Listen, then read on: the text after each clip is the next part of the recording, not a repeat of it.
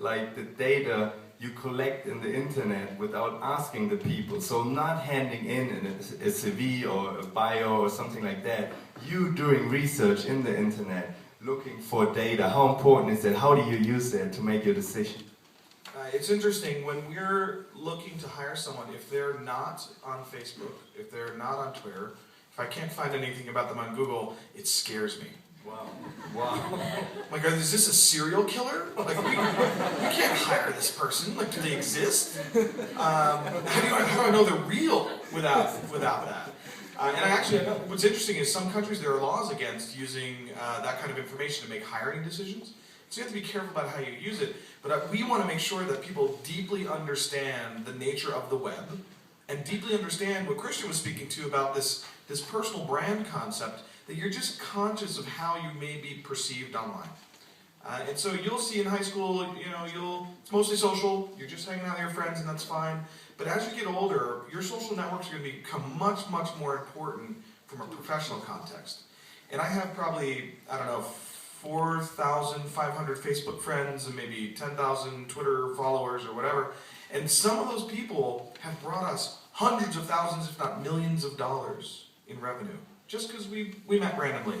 And then they saw me tweeting about something from Davos, and they're like, oh, cool, we need to meet, and we're Coca-Cola, or we're whomever, we'd like to hire you because that thing you shared was so insightful, clearly you know this and get this. And so if you have that persona of being someone that really understands something, and you're able to connect with others, and maybe you're really talented about design or technology development or biology or whatever, the world is going to open up for you in new ways you might not understand. And so that key word here is serendipity.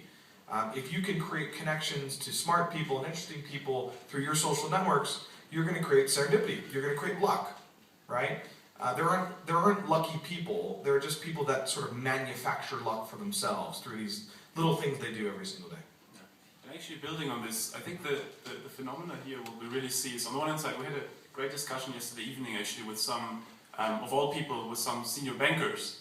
And it was really interesting because they try to also gather what are the implications for big business. So most of you will most probably go, like, knowing Switzerland and knowing the banking sector here, or consulting, all these kind of big corporate types, or entrepreneurship. I encourage no one to become exactly.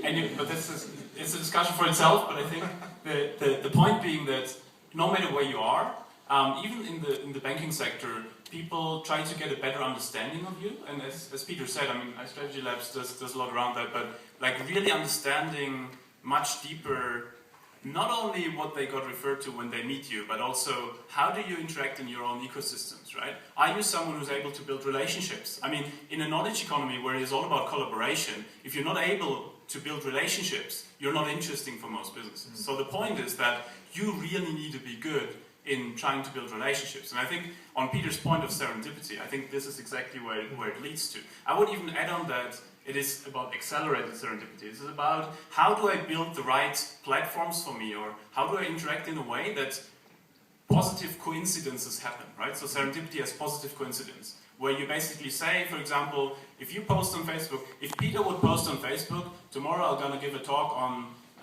how Indian girls behave in middle school, and he would post it on his Facebook page. He knows nothing about that. He knows nothing about that. Within 20 minutes, there would be 2 people telling him, hey Peter, I majored in that topic, and I want to give you all the information, let's Skype. Yeah. So the point being that if you build early on these relationships, particularly also with your peers, but I don't know how happy you're about your peers here, but the point is, social media allows us, and I think this is the most interesting phenomenon we see, to go away from your social graph, so the people who are around you, the neighbors, the people in your class, so all these people you can't really pick, to the interest graph, so the people who are passionate about similar things than you, people who have similar interests, and you connect online, and then you might find each other offline and meet each other. So the point being, building an internet personality means you can connect much easier with people who are passionate about similar things, who can deliver you opportunities, who can make accelerated serendipity happen. So I think, again, it's all about building a certain idea of what you're really passionate about and building on that and developing contacts on it.